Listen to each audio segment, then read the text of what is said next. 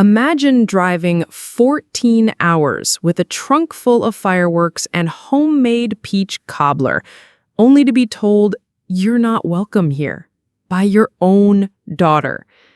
Before we continue, don't forget to like, subscribe, and hit the bell, because this is personal. My name is Darlene Carter. I'm 57, a retired school librarian from Macon, Georgia. I've got graying curls, bad knees, and a habit of baking when I'm nervous. I have one daughter, Emily, and she's the kind of woman who color codes her pantry and says energy vampires, like it's a medical diagnosis. She's 34 now, married to a man named Garrett with 2 kids under 5. They live just outside Charlotte, North Carolina, in a cul-de-sac full of white vinyl fences and solar-powered fairy lights. I'd been looking forward to the 4th of July at her house for weeks. I hadn't seen my grandbabies in almost a year, not since Christmas, when Emily told me through tight lips and clenched teeth that she didn't like the tone I used when I asked if the kids were allowed to have sugar. So I backed off. I stopped calling so much, stopped giving unsolicited advice. I gave her space. I figured maybe time would heal things. When she texted me in June saying, "You can come for the 4th if you want. MIL will be here too," I took that as an olive branch. I even called her afterward just to double check. "Hey, sweetheart," I said gently, "did I read that right? You want me to come?" She hesitated. "Yeah, I guess. Just don't bring drama, Mom. Keep it light." I swallowed my pride, packed my car with enough potato salad to feed a battalion, and drove up alone. Garrett had sent me directions to their house, even though I knew the way by heart. By the time I pulled into their driveway, sweaty, stiff, my back aching from the drive, I could already hear music blaring from the backyard. Kids screaming, water splashing, the kind of chaos that means summer's in full swing. I knocked on the front door, balancing the cobbler and a tin of deviled eggs. Emily opened it halfway. And that's when everything in me went cold. She looked at me like I was a door-to-door salesman selling fake subscriptions. She narrowed her eyes. "Why are you here, Mom?" I came for the 4th, I stammered. "You invited me." "No," I said, "if you wanted to come. I didn't mean now. I meant maybe for lunch tomorrow. Today's just, it's not the right time. Garrett's mom is here and we don't want too many people." I looked down at the cobbler in my hands, still warm from the drive. "I drove 14 hours, I said softly. "I brought food. I thought—" "You thought wrong," she snapped, stepping out and pulling the door behind her so no one inside could hear. She looked over my shoulder. Through the sliver of open door, I saw Garrett's mother, Karen, lounging in a red, white, and blue lawn chair, sipping sangria like royalty. The grandkids were running around her in swimsuits. I hadn't even been introduced to the youngest one yet. Emily crossed her arms. "Please don't make this harder than it has to be. Just come back tomorrow. Or not. Whatever." "Are you serious right now?" I asked. My voice was shaking. "You invited her, but not your own mother?" She looked away. "Garrett says you stress me out, and he's not wrong." And that's when she closed the door. Just like that. No goodbye, no apology, nothing. I stood there on her porch in 93-degree heat, clutching food like a fool. A neighbor glanced over from the other side of the street, eyes curious. I put the dishes back in my car, sat behind the wheel, and let myself cry. Not sobbing, just those hot, silent tears that come when your heart is too tired to make noise. If you're still with me, thank you. I know the story already sounds like something out of a bad TV movie, but I promise you it gets worse, and then it gets real good. So if you want to hear how this turned around in the most unexpected way, don't forget to hit that like button and subscribe. Part 2 will blow your mind. That night, I checked into a rundown motel with stained curtains and a vending machine that only took exact change. I picked at a cold chicken sandwich from a gas station and tried calling my sister, but she didn't pick up. She was probably busy with her own family's barbecue. I spent hours just sitting on the bed, staring at the wall, asking myself what I'd done to deserve this. I replayed every conversation with Emily over the past few years, looking for clues, signs of resentment, irritation, anything. I remember how I held her through her first heartbreak in high school, how I worked 2 jobs to help her afford college textbooks, how I drove 6 hours at midnight when her second baby was born because Karen had plans and couldn't come. But now Karen was the VIP and I was the afterthought. Around 10 p.m., I tried to sleep, but my phone buzzed. It was Emily. Emily, can you come over? It's urgent, please.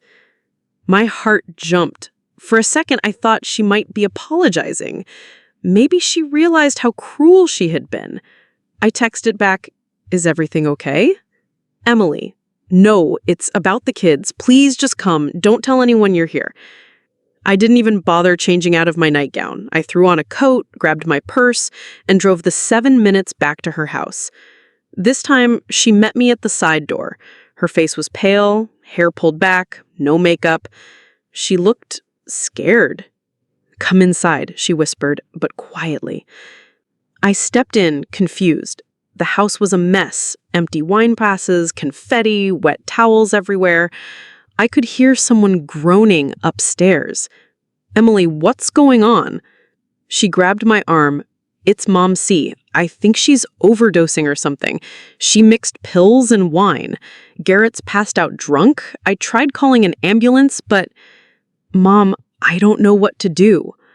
I blinked. My brain was trying to catch up. "You need me?" I asked, slowly. "Now?" She didn't answer, just looked at me with eyes full of panic. And in that moment, I had a choice. I could say no.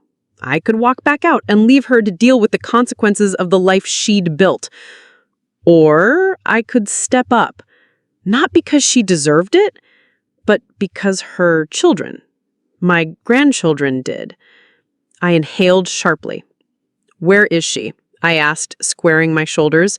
Her hands trembled. "In the guest room. She won't wake up." I brushed past her and headed upstairs. But inside, something had changed. Something cold and sharp had started to bloom in my chest. This wasn't just a family emergency anymore. This was the beginning of a reckoning. Karen was on the floor. I found her slumped beside the guest bed like a dropped marionette, her face waxy, lips cracked, and her blouse soaked in wine. A half-empty bottle of Chardonnay sat tipped over on the nightstand next to an orange prescription bottle, cyclobenzaprine, muscle relaxers. I knelt down fast, heart pounding. Her breathing was shallow, but it was there. A pulse, too, faint and thready. "Call 911!" I snapped. Emily stood in the hallway, frozen. I didn't know if I should," she stammered. "Garrett said it might be better to wait and see. He's freaking out downstairs. What if it gets out? What if it affects his job?" I stared at her. For a second, I forgot she was my daughter. She looked like a frightened stranger trying to choose between inconvenience and a human life. "You think this is about PR? She's overdosing. There's no wait and see." I didn't give her time to argue. I pulled out my phone and made the call myself. Clear, calm, focused. Like I had back in the school library during that one lockdown drill when the 8th graders were crying and one teacher passed out from panic. As the operator walked me through checking Karen's vitals, I laid her flat and propped her head with a towel. My hands were shaking, but I forced them steady. I could hear the ambulance siren in the distance, wailing its way through the dark. And still, Emily stood there, arms folded across her stomach like she was hugging herself. When the EMTs came and wheeled Karen out, Garrett finally staggered into the room, shirtless, bleary-eyed, reeking of whiskey and pool chlorine. "What the hell happened? Why's there an ambulance?" Emily didn't even look at him. She was staring at me. As they pulled away with Karen, she whispered, "Thank you." And I almost believe she meant it. I stayed the rest of the night, mostly because the house looked like it had survived a frat party hosted by toddlers. I cleaned up glass, gathered soggy diapers, scrubbed pink punch off the tile grout. I found my grandson, Ethan, asleep in the laundry basket with one shoe on and his face smeared in popsicle juice.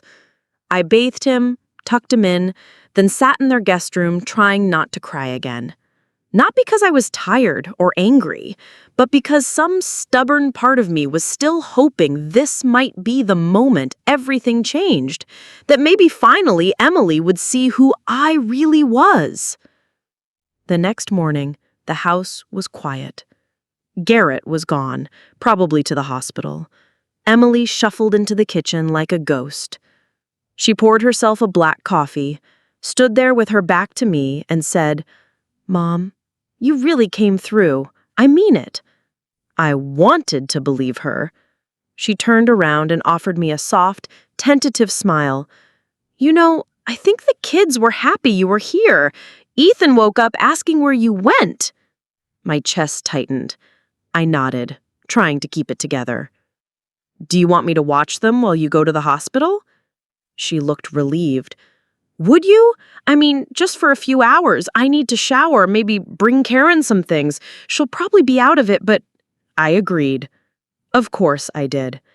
Because that's what moms do, even when they've been shoved aside like leftovers. I stayed for 3 days. 3 full days of diaper changes, sticky kisses, and bedtime stories. I cooked dinner each night, did the laundry, restocked their fridge. Emily warmed up to me a little, but it was more convenience than connection. She asked if I could help out for just one more night, over and over again, always with that same half-apologetic smile. Garrett barely spoke to me. He hovered around Emily like he was protecting her from radiation. When I said good morning one day, he didn't even look up from his phone. On the 4th morning, I woke up to the sound of whispering. I stayed quiet, just listened. "We can't keep her here forever," Garrett was saying. "She's nesting, rearranging the pantry. It's weird." "I know, but the kids are calmer with her around, and Karen's still in recovery." "Yeah, well, don't get too comfortable," he said sharply. "You know how she gets. Everything is always about her. She'll start overstepping." I didn't wait to hear the rest. I dressed, packed my things, folded the guest sheets, and loaded my car. As I stood in the doorway, Emily came around the corner holding the baby. "You're leaving?" she asked, surprised. I smiled politely. "Seems like the right time." She blinked, shifting the baby on her hip. "Well, okay. Drive safe." I nodded. She didn't hug me, didn't ask when I'd be back. I got into my car, gripping the wheel like it was the only thing keeping me upright. And that's when the sadness turned into something else. Resolve. Not anger, not revenge, not yet, but the realization that I had let myself be used again, that I'd been good enough to mop the floors and babysit, but not to be celebrated, not to be seen. I wasn't her mother, I was her safety net, and safety nets don't get thank you cards. Back in Macon, I let the silence do its work. I didn't text, I didn't call. I got up every morning, tended to my little garden, volunteered at the library once a week, and started baking again. Not for anyone else, but for myself. Weeks passed. Then one day, a manila envelope showed up in my mailbox. No return address, just my name, printed in sloppy block letters. Inside were photos. Printouts from a phone. Blurry but clear enough to see. One showed Garrett at a bar, arm around a young woman who was definitely not Emily. Another of him in someone's apartment, same woman in the background, shirtless. And the last photo? A close-up of the woman's face with a baby. Not Emily's baby. A handwritten note was scrawled in the corner. "She deserves to know." I sat at my kitchen table for a full hour, staring at the photos. And I had a choice. I could send them to Emily, blow everything up, or I could do something smarter. Something that ensured she'd have to listen to me, respect me, maybe even beg for my help again. Because Karen wasn't the only one keeping secrets. And what happened next? It wasn't just payback. It was strategy. It took me 2 full days to decide what to do with those photos. I kept them in my nightstand, under my Bible and a half-used crossword puzzle book, pulling them out when the house got quiet and my thoughts got loud. This wasn't about burning her life down. I wasn't interested in the kind of revenge that left people in ashes. I'd raised Emily. I knew how fragile she could be beneath all that curated strength. But I also wasn't going to sit back and let her continue treating me like the help, like an accessory she could put away when company came. So, I made a plan. I started with Karen. She'd fully recovered by then, back to posting faux inspirational quotes on Facebook and tagging Emily in photos of brunches with captions like, "My favorite daughter-in-law, heart, #blessed." I messaged her privately. "Hi, Karen. I think we should talk. Woman to woman. Mother to mother. I know what Garrett's been doing. I have proof. Don't worry. I haven't told Emily. Yet. But we should chat." She responded within 10 minutes. "Who are you to threaten me?" "Not a threat. A courtesy." "What do you want?" "Just a coffee. At that place near the hospital. Tomorrow, 10 a.m. She showed up in oversized sunglasses and a stiff smile, her posture tight with control. "I suppose you think you're being clever," she said, sliding into the booth. "I think I'm being fair." I placed a plain white envelope on the table. She didn't open it, but she didn't have to. Her jaw clenched tight. "You want money?" she asked. "No, I want respect." She raised an eyebrow. "I want my daughter to remember who raised her. I want you to stop poisoning her against me, and I want Garrett to come clean. Or I will." Karen scoffed. "Emily will never believe you. She'd believe a lamppost before she believed you." I smiled gently. "Then let her hear it from Garrett." And I slid a second envelope across the table. Inside were screenshots, text conversations between Garrett and the other woman, pulled from a burner phone I found mentioned in one of the photos. Turns out the woman had reached out to me after following my name on an old birthday card. She wanted me to know the truth, but didn't feel brave enough to go public herself. "You've got 24 hours, I said softly. "Tell him to talk, or I will." That night, I didn't sleep. I lay awake listening to cicadas outside my window, wondering if I'd finally crossed into the realm of petty old woman with nothing better to do. But then I remembered standing on Emily's porch, being told I wasn't welcome. I remembered holding that damn cobbler, trying to keep it from shaking out of my hands. And I knew this wasn't petty. It was earned. 2 days later, I got the call. Emily's voice was trembling. "Mom?" "Yes, baby." She took a shaky breath. I don't even know how to say this. Garrett confessed everything. He's been cheating. For months? Maybe years. There's a baby." My stomach sank, but I stayed calm. "Oh, sweetheart." She broke down sobbing. "I feel like such a fool. All this time I was defending him. I treated you like garbage, and all along he was the liar, the hypocrite." I waited until her crying softened before I said what had been burning in my chest for weeks. "You don't have to grovel, Emily, but I need you to understand something." She sniffled. "What?"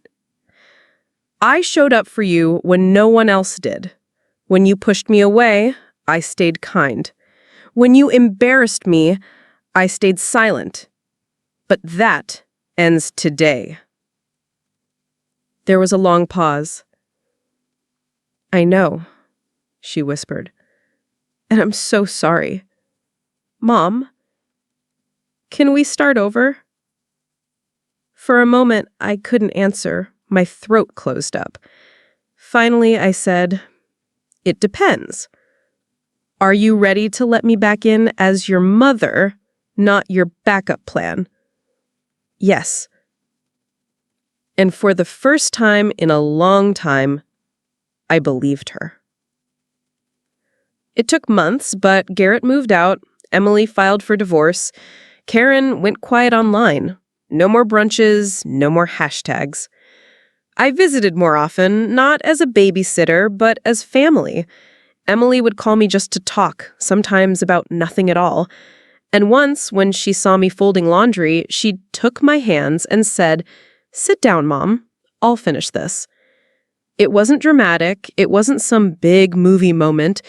It was better. It was real. These days, I spend more time in Charlotte than I do in Macon. The kids call me Grandma D. I taught Ethan how to make pancakes shaped like Mickey Mouse, and little Maisie is obsessed with the sound of my voice when I read her bedtime stories. Emily is softer now, humble, a little bruised, but stronger in all the right ways. One day she asked me, "How did you know about Garrett?" I just smiled. A mother sees what others miss. And that was the end of it. She never pressed again. I'm not proud that it took blackmail and secrets to get her attention, but I am proud that I didn't let myself get erased. For years, I thought being silent was the high road, that staying quiet meant staying kind. But sometimes silence just gives other people permission to write you out of the story. And I'm done being background noise. So if you've made it this far, thank you. Maybe you've been in my shoes. Maybe you've been the invisible one, the expendable one, the one who gave and gave until there was nothing left but dignity. And even that was on the line. If that's you, please know this. You are not crazy. You are not weak. And you are not done yet. Sometimes the sweetest justice isn't loud, it's lasting. If you've ever had to fight just to be seen, I'd love to hear your story. Drop it in the comments. And don't forget to like, subscribe, and share if this story spoke to something in you. Because healing, that's the real revenge.